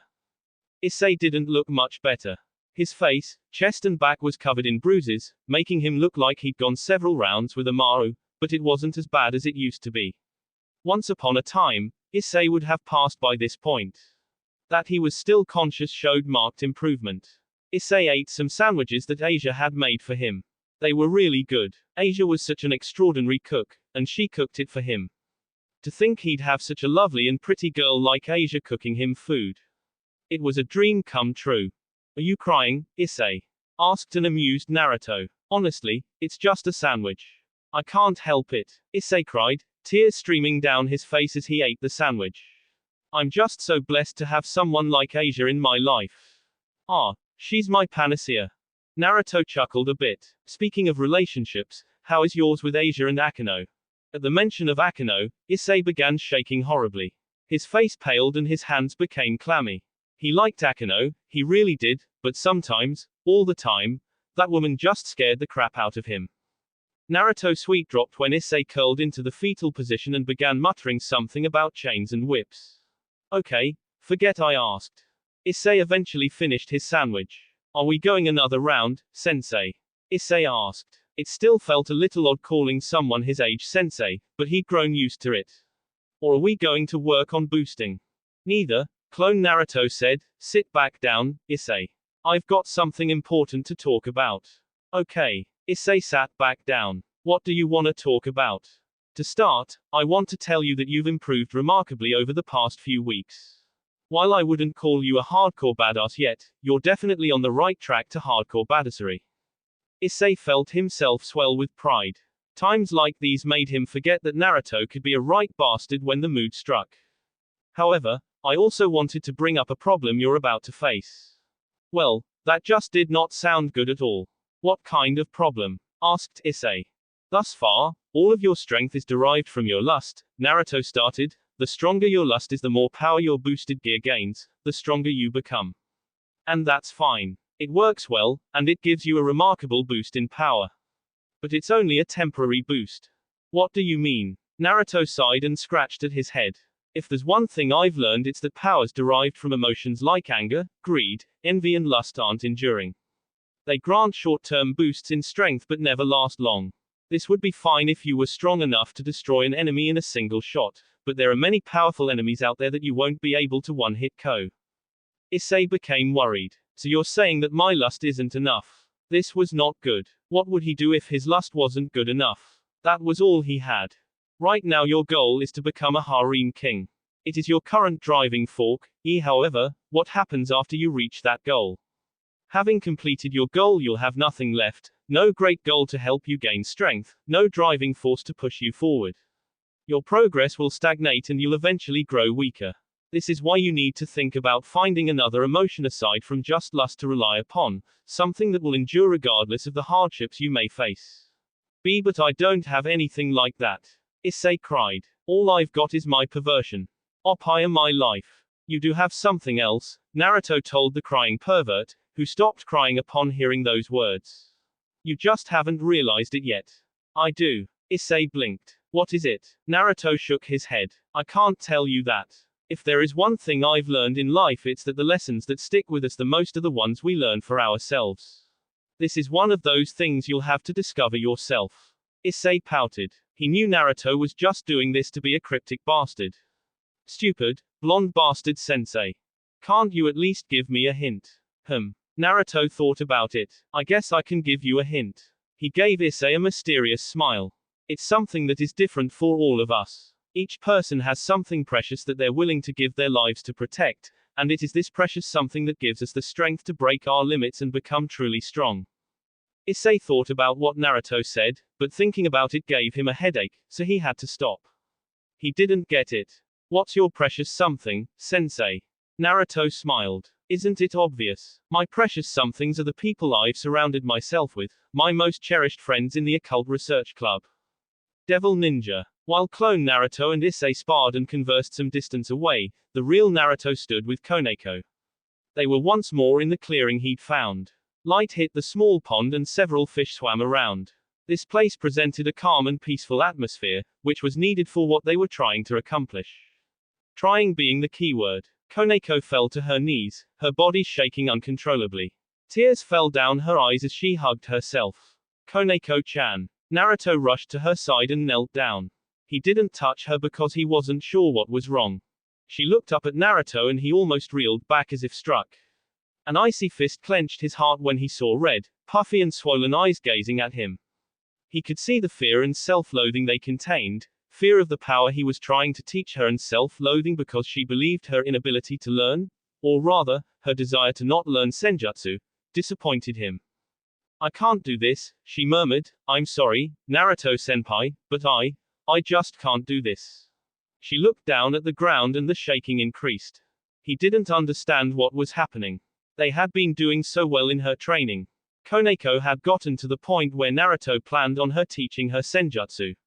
Yet the moment they'd started training to gather senjutsu chakra, Koneko just stopped. No explainable reason why. She just stopped and now she was like this, on the ground, crying her eyes out, and shaking like a leaf caught in a hurricane. Naruto might not know what was happening, but he knew that something had to be done. If Koneko kept crying like this, he'd never forgive himself. Girls should never be made to cry unless it was in the bed. He wrapped his arms around her lithe, trembling frame. He sat down with a plop and pulled the girl onto his lap, heedless of the tears that began staining his shirt. Time became interminable as he sat there, holding the girl close, gently caressing her hair as she cried into his chest. Koneko's tears eventually stopped, though the shaking continued for several minutes after that. Are you feeling better, Koneko-chan? Naruto asked, one hand tenderly stroking her hair. Koneko nodded. I'm sorry, Naruto-senpai. For what? I failed, I can't do this. Learning this power, senjutsu, Shush. Naruto quieted the girl down. That's enough of that. There is nothing to be ashamed of here. You have nothing to be ashamed of. Koneko didn't say anything. Any? Koneko-chan, Naruto spoke into the silence. Do you mind if I ask why you're so afraid of this power? Koneko remained silent. Naruto thought he might have said too much when the silence stretched out. Just when he was about to apologize, she spoke. I know that you can use it, and I've seen how you've been able to use it and not lose yourself to it, but I'm afraid. That power is so dark, so frightening. My sister used it and lost herself. She became consumed by it and I don't want to lose myself the way she did. I don't want to become the monster she became. More importantly, I don't want to use a power that can bring so much misfortune to others. Naruto felt his heart wavering. Her voice sounded so destitute and fragile, like even the simplest of things might cause her to shatter. He truly felt for this girl. He wanted to hold her and never let go, to wrap her in his arms and protect her from the world that hurt her so much. He also wanted to beat the crap out of her sister. Koneko, I may be out of turn to speak about this, but senjutsu, it's a part of you. You are a nekosho, a species of yokai where senjutsu comes naturally. It's as much a part of you as your own heart. This isn't something that you can just sweep under the rug and forget about. I know you don't want to, but this isn't something you can avoid. Someday you'll need to face this part of yourself. I wish I wasn't nekosho, Koneko muttered bitterly. Then I'd never have to deal with this. Oh, Koneko, Naruto whispered, resting his cheek on the crown of her head. You should never wish yourself to be anything other than what you are. If you weren't the Koneko that you are right now, we might have never met, and I'd have never become friends with you. I want you to accept yourself the way I accept you. I don't want you to have to hide yourself out of fear or shame. You have nothing to be afraid or ashamed of. A hand buried itself in her hair. A minor application of chakra dispelled the genjutsu used to conceal her cat ears. Koneko stiffened, but soon melted when he began gently caressing her ears. This is a part of the Koneko that I love, that Rias loves. It's a part that you should love, too. I hope that one day, you can learn to love everything about yourself as much as Rias and I do. Devil Ninja. Naruto whistled a tune as he headed home, several bags in hand. Normally, he'd already be at home by this time, but he'd needed to run few errands, namely, he had to do some shopping. Very important shopping. Rias and Ravel had tried going with them, but he couldn't very well have them come along or it would have ruined the surprise. It was something he'd wanted to do for a while now, buy presents for his friends. He wanted to show them how much he appreciated them. While he wouldn't go so far as to say he would have died a bitter old man without them, it was they who gave him a new purpose, new people to protect. Throughout his life, Naruto had gained his strength by protecting the people he loved. The bonds he forged lifted him, pushed him, drove him to heights and feats he'd never be able to accomplish without those bonds. Defeating Haku, beating Gaara, fighting Akatsuki, going to war against Madara and then battling Kaguya. He'd only been able to do these things because of his friends, those bonds he'd forged with them, so precious and fragile. They were his greatest strength, and without that strength, he was nothing. Hee. Naruto chuckled to himself, smiling widely. I bet Rias and the others will love the presents I bought. A pause. Well, maybe not everyone. I'm not sure if the present I bought for Kiba will be so well received. I'm sure he'll be thankful, but really, I don't even know if this is something he'll like. Frowning a bit, Naruto held up the bag containing Kiba's present. Shopping for the others had been easy. The hottest erage on the market for Issei, bondage equipment for Akano, a fake cross that wouldn't hurt devils to wear for Asia, a $100 gift card to the best sweet shop for Koneko, several new outfits for Ravel, and the latest not even supposed to be on the market Archer figurine complete with Kanshu and Bakuya for Rias. All of those had been very easy gifts to acquire, the Archer figurine being an exception and requiring Anarchy to pull a number of strings. Kiba's gift had been impossibly difficult, not only because he'd not interacted with Kiba as much, Guy's Night being the exception, but also because he just didn't know Kiba that well. Though they had all spent a good deal of time together, Kiba was, oddly enough, the most mysterious of the bunch. He was polite and friendly and respectful, but he was also really reserved. Kiba never talked about himself. What little Naruto knew he learned through observation, and that didn't tell him much. Naruto sucked at observing people. So yeah, he'd not been sure what to get Kiba. He still hoped his friend would appreciate and use the gift he bought. As he continued walking down the street, Naruto felt something at the edge of his perception, a presence lurking near him. Was he being watched? No, well, maybe, but it felt more like curiosity than negative intent. It reminded him, oddly enough, of a cat. Ah, that would explain it. Turning his head, Naruto saw a black cat with yellow eyes sitting on the wall to his right. It was looking right at him, its head tilted with a sort of inquisitiveness only a cat could possess. Grinning, Naruto went over to the cat. Well, hello there, he said, reaching out with a hand. The cat sniffed his hands a few times, before letting him run a hand over its head. He paused for a second, but quickly resumed petting it, his experienced hand finding the cat's special spot behind the ears, causing it to purr and its head to tilt. Aren't you a beautiful kitty, though you're nowhere near as cute as my Koneko-chan, Kuroka. The moment he spoke those words, Naruto was forced to jump away as a spike of chakra alerted him to an attack. And not a second too soon. Naruto watched as the area he'd been standing on went up in an explosion, sending pillars of fire and large chunks of cement sky high. Naruto whistled. That's quite the explosion, he said, turning his head to the left. That could have seriously injured me if it hit. He stared at the woman before him. She looked young, no older than maybe 20-something. Her long black hair had split bangs that gave her a sort of just finished having a wild night of Shay kind of look.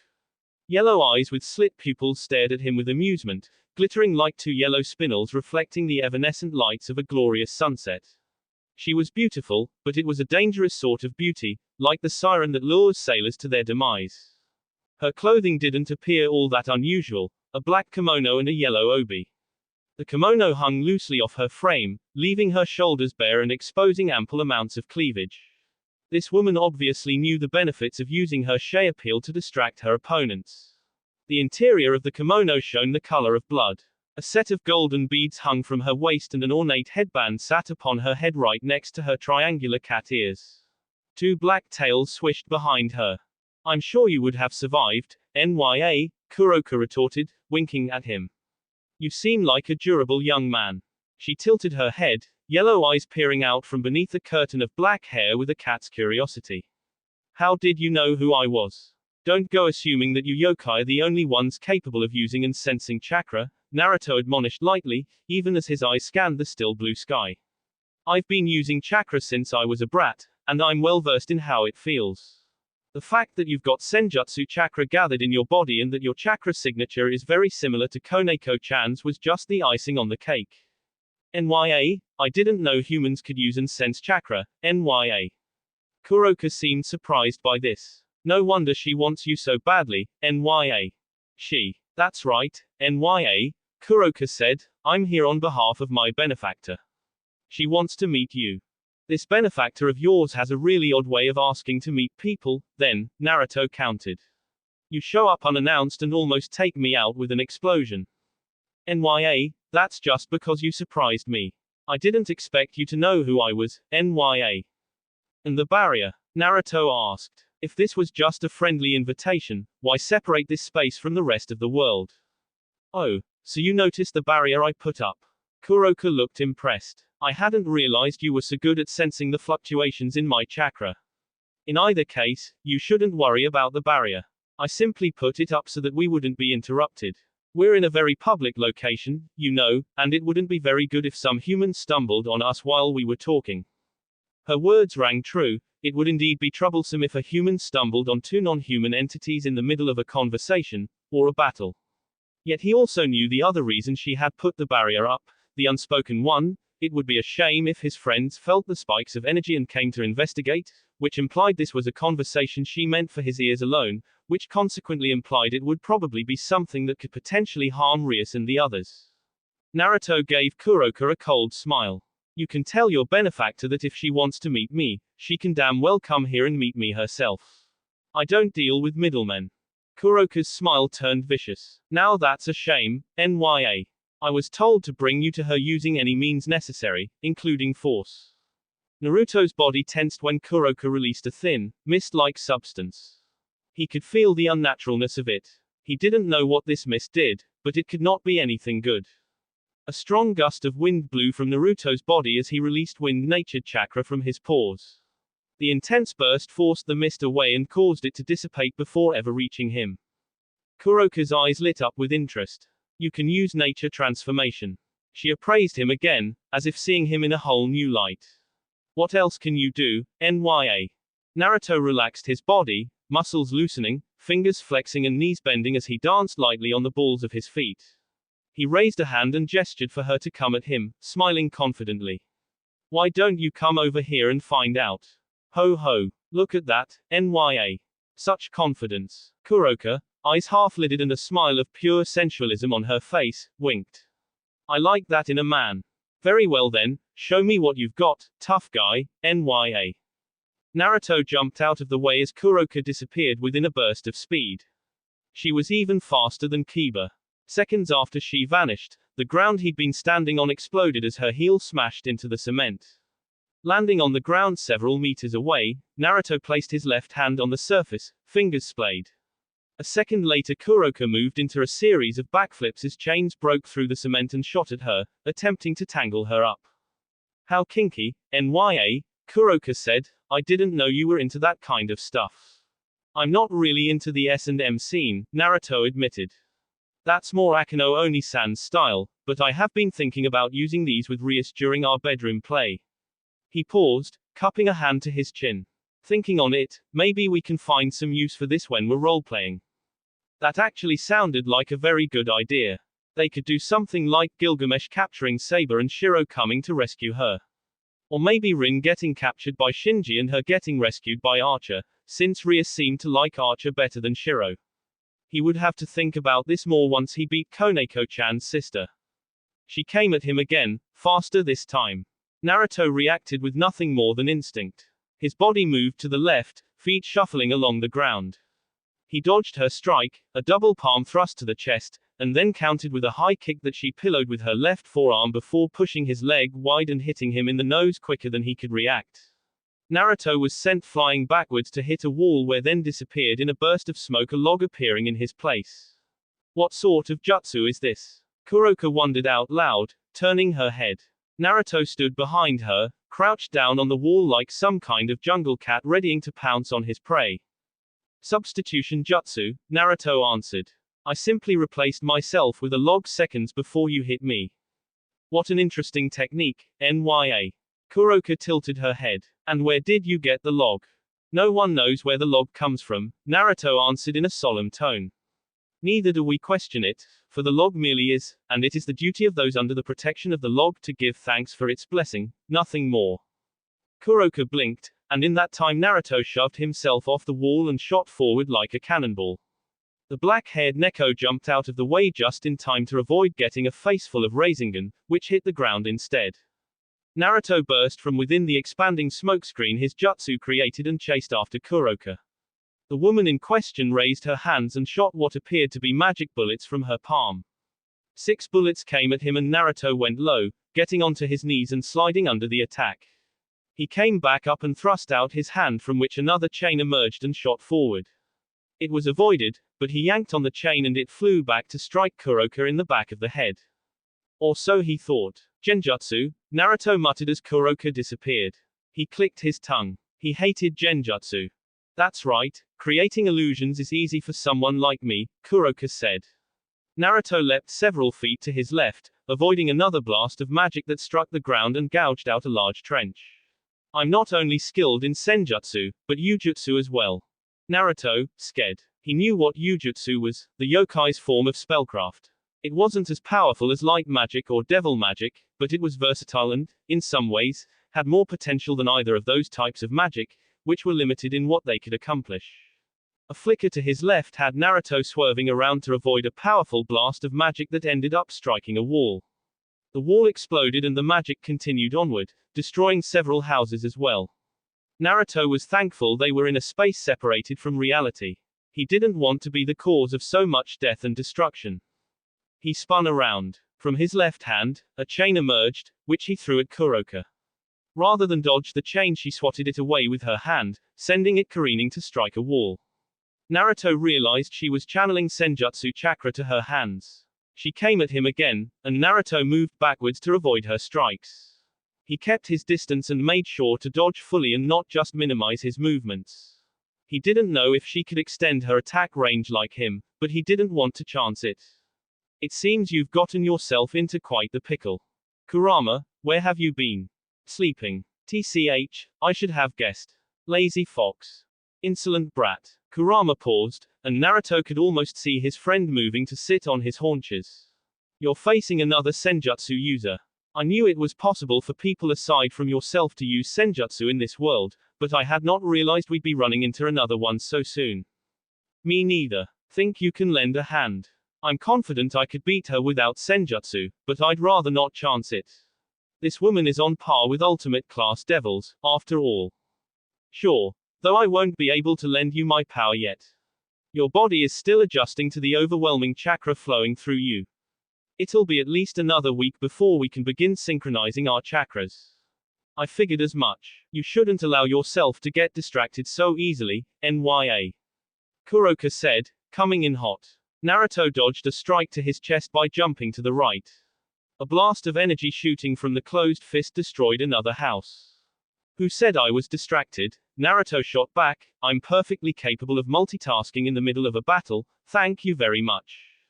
NYA. Looks like someone's a little cocky, NYA. Let's see if you can back those words up. Kuroka rushed in and renewed their taijutsu battle.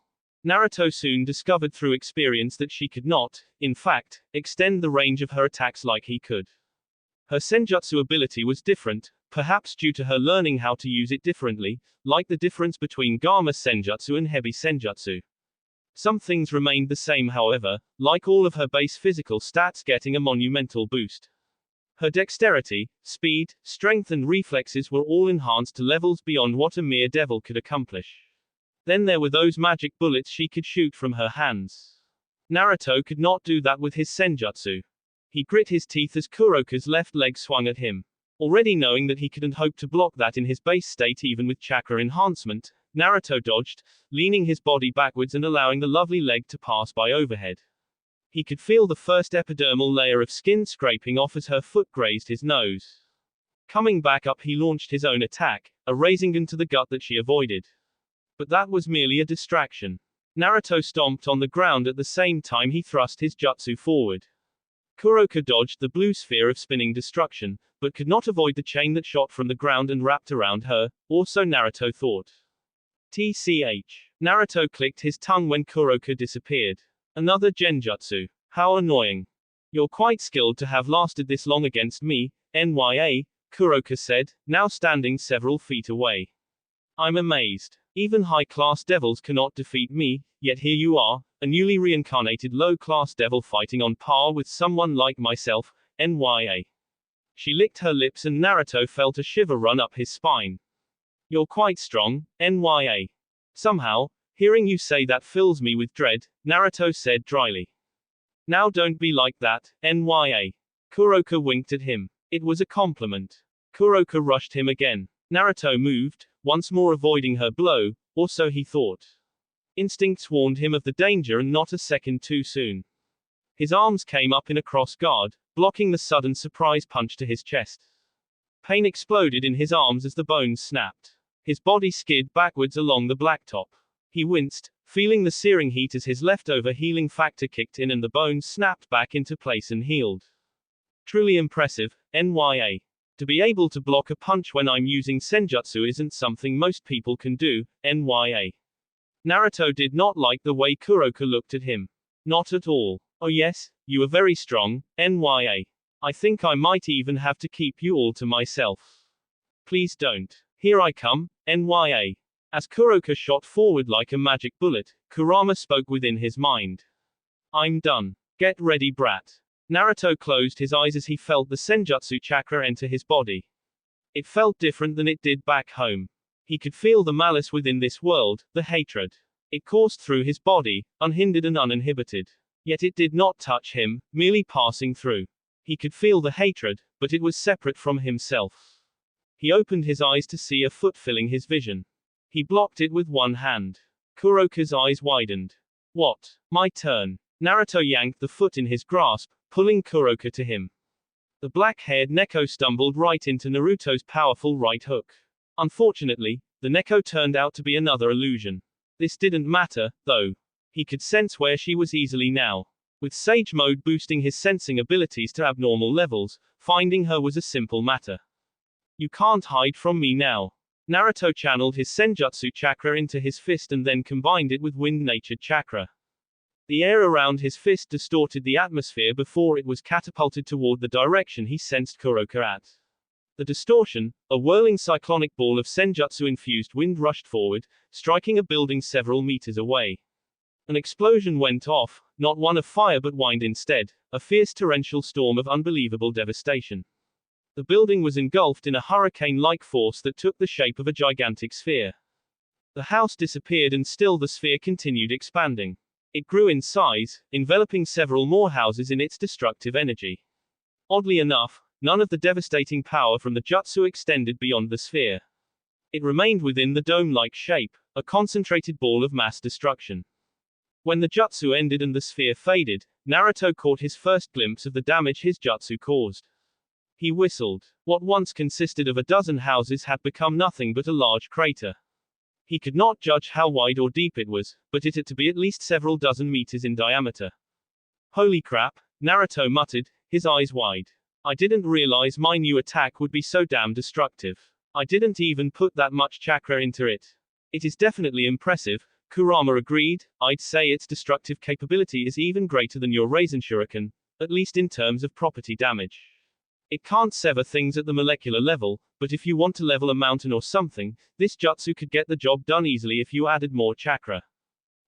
Thinking on it, I wonder if you becoming a devil has somehow increased the power of your jutsu. Could be. It's something to think about later. For now, let's focus on this battle. Naruto cut his connection with Kurama and turned to face Kuroka. She'd managed to avoid getting swept up in the blast, but not completely, he noticed. Her kimono had several tears in it and she was bleeding from a number of cuts on her arms and legs. So it's true, you really can use Senjutsu, Kuroka said, her smile gone. She looked irritated, but Naruto knew it wasn't irritation. It was fear. She was scared of him, of what he could do. How is it that a former human can do Senjutsu? How is it that a former human can use nature transformation? Naruto asked rhetorically. Because I'm fucking awesome, that's how. Grinning, the blonde Uzumaki pointed at himself with a thumb. You're looking at the biggest badass of the century, the one who will become so powerful that he'll surpass everybody else. The mass, ultimate class devils, gods, even the Ouroboros dragon. I'll become stronger than all of them. Kuroka took a step back, her eyes wide, though Naruto could not tell if it was from fear or something else. You can't beat me, Naruto declared, still grinning. Why don't you just give up? Kuroka clenched her hands into fists. Her arms shook and her knuckles turned white. Looks like you're having some trouble, Kuroka, a voice spoke up from somewhere. Naruto frowned. He couldn't sense this person's location. A tear appeared in the space between him and Kuroka. Out of the tear stepped a man, no, a young teenager around the same age as him. He wore spectacles and his blonde hair was neatly combed to one side.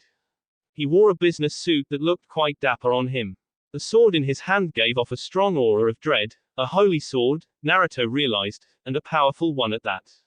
There was another sword on his back. It also gave off the feel of a holy sword.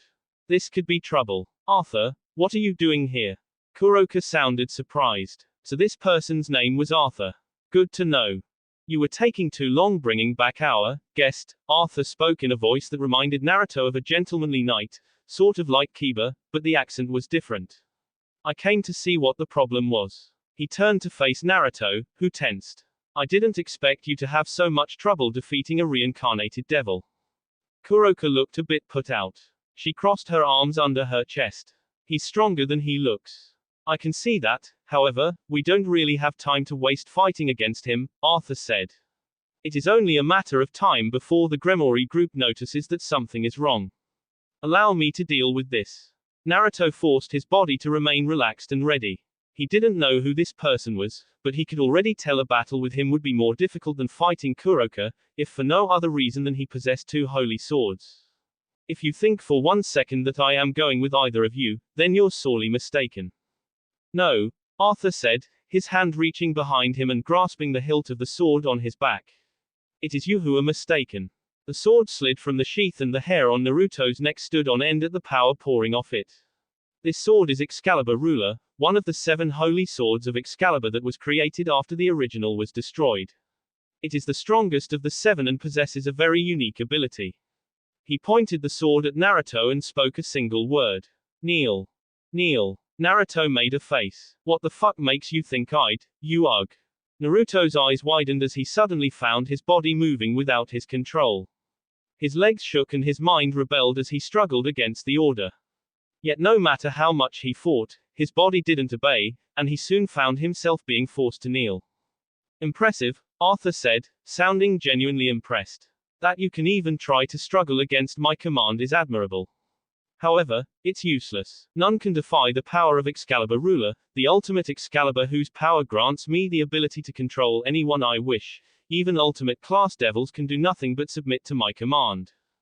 Naruto grit his teeth as he continued to fight, his head tilted toward the ground, shadows hiding his eyes, fists clenched. Arthur walked up to him, stopping only when he was less than a foot away. Now then, you will be coming with us. Make guys' night out. It had become something of a regular occurrence with them. Every Wednesday night, the men of Rias's peerage would hit the town. Men needed the occasional night away from the women in their life. Too much estrogen would turn them into sissies, and neither Naruto, Issei or Kiba wanted to become sissified. That night they decided to hit up a karaoke bar. Otoko ni ha yaranakya naranai toki ga aru. Tatiba fun ga yarareta toki sa. Koitsu ga inakucha hajimaranai. Dakara or ga osumasuda. King of Kabaoru. It was a mistake at least 2 of their members were beginning to regret. Saw ga otoko no hanamaiki. Saw ga ikiru michi. Hito ha kage no kyaputan to yobu. Captain USOPPU. Issei and Kiba covered their ears as Naruto sang into a microphone, their teeth rattling as the atrocious tones released waves of agony into their eardrums.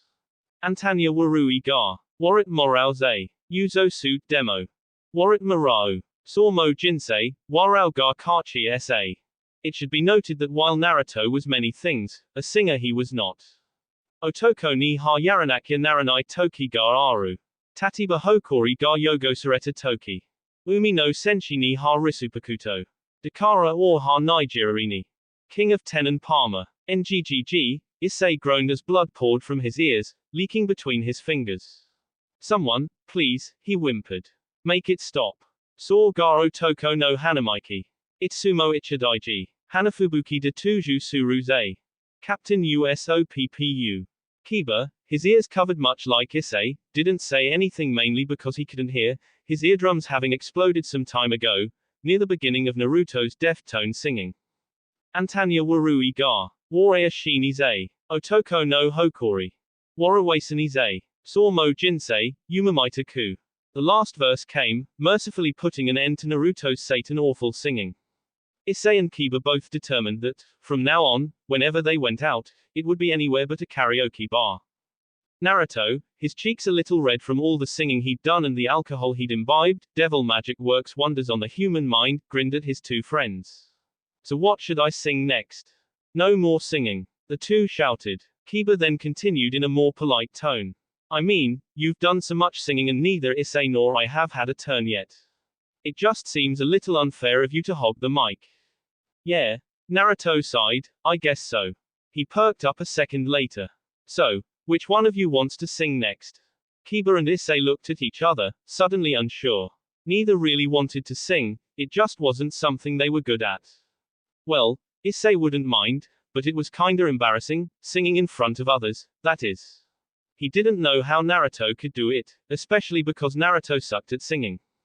Fortunately for them, before either had to make a decision on who would sing first, the door to the room burst open and several dozen girls wearing what looked like nothing but glitter stormed in. There he is, girls. Get him. Oh God. No. Get away from me. Get away from me. No. No. No. Issei and Kiba mutely watched as the girls swarmed over Naruto like fangirls on Yaoi Doujinshi. They grabbed the boy, lifting him up and carrying him out of the room, the door closing behind them. In the awkward stillness now permeating the room, Kiba and Issei blinked. Well, Issei said, scratching at his cheek with an index finger. I don't know what just happened, but at least this means we won't have to listen to comment down below, like atrocious singing. And see you guys later. But not in a